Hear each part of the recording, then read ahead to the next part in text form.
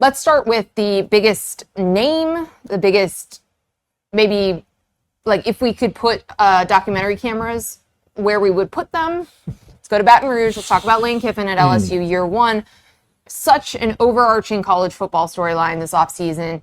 Would have been, I think, the only thing we talked about if not for everything at Texas Tech. Yeah, wow. But we're almost about to see games. And I think it's fair to talk about what we expect them to actually look like. Is it realistic to contend? There have been SEC Network talking heads saying that they should be playing for a national championship in year one. So I think that's actually a good place to start.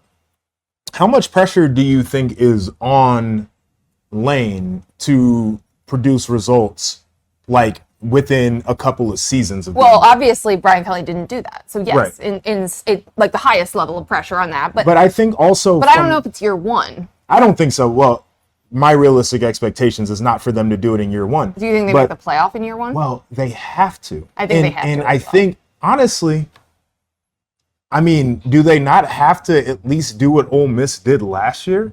Right? I keep saying this, but the only reason you leave Ole Miss is because you are acknowledging that you know you can never win a title there. You go to LSU because it's been done at LSU. Yes. I think that's where the pressure is, not because of the roster he's put together. People think he's that good of a coach. You told us exactly what you thought about the other place. They made a nice little postseason run. You have to give us those types of results like now. I also think it's playoff, and that's where the pressure point is, because that was the thing that you assumed Brian Kelly would have no problem getting to. Maybe a national title. Again, these coaches are taking the LSU job because they're like, okay, the resources, the access to talent. I mean, they've watched coaches back into titles there so many times. Right. And now, again, it's a different world. You have to win more games against really good teams in the back end of the calendar. But that's why I think that's the floor, because, again, that was the problem for Brian Kelly. That's why the seat got so hot so fast, because he couldn't make the playoff. And 12 teams make it every single year. Right. So to me, it's that, and also you won the Sam Levitt sweepstakes, like the portal, all of that activity. Like you built a roster and spent a lot of money to build a roster and you got the governor behind it. Yeah, that should be super competitive in year one. They should be. But I do think that it would be unrealistic for you or I to expect that they would win a title right now. But I do think that he has pressure to I don't even think it's just make the postseason. Yeah, you think they got to win a couple games. I think they got to win a couple games because but you're saying of the way that he left.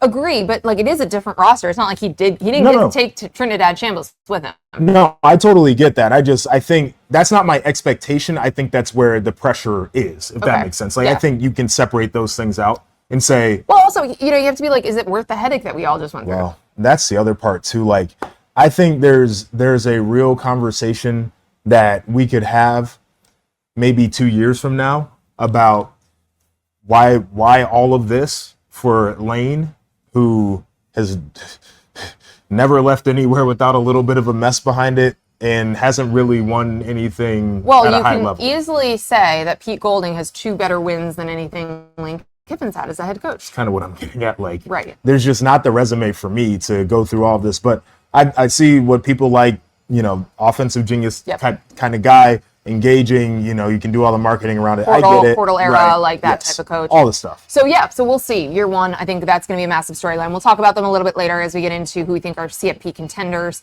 Obviously tipped our hands a little bit there on where we feel. Arch Manning, second year as the starting quarterback at Texas. I think this time last year, a lot of people assumed one and done. Yeah, Heisman. That he might be Heisman. He was the preseason Heisman favorite, but that he would be off to the NFL by now. He's not. He's back. I think we saw him grow by the end of last season. Yeah. But I feel like that growth was a little bit overblown. You think so? Yeah, I think he got better, but he didn't get better to where people are once again doing is he a Heisman caliber quarterback? Is he a guy who's a first round pick? Like, I don't think I saw that at the end of the year. No, but I think you saw it better and more comfortable. Like, he was nervous. He was throwing the ball in the dirt. Well, yeah. Because there were some he wasn't real low comfortable. lights. There was some low lights.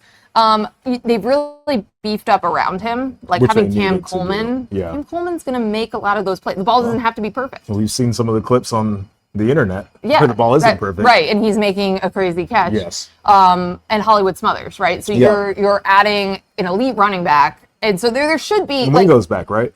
Is that right? Yes. Yeah. Yes. So thanks to Kevin Casey. I who know is Kevin, with our us. researcher, We're is chilling right always, over here. always with us. And so you, in theory, should have 2 great receiving options. Although Wingo was like, well, he lost Parker Livingstone to well, Oklahoma we're gonna as well. get into that. Yeah, too. we'll get into that. But like, that was and then the run game and, should be much better. Right, and all of That that, was bad help, last year. should help him. Right, and that put a lot of stress on him in fairness. 100%. Yes. Yes. And obviously, like, the defense needs to come along as well. Brought in Will Muschamp. Yeah. So it's weird that I think there's still sky-high expectations for Texas because it's kind of still like, if not now, when? Because and they're super talented. super talented. Yeah. They've upgraded at so many. Like, they Yes. really got great talent to add to a roster that should have been playoff caliber last year.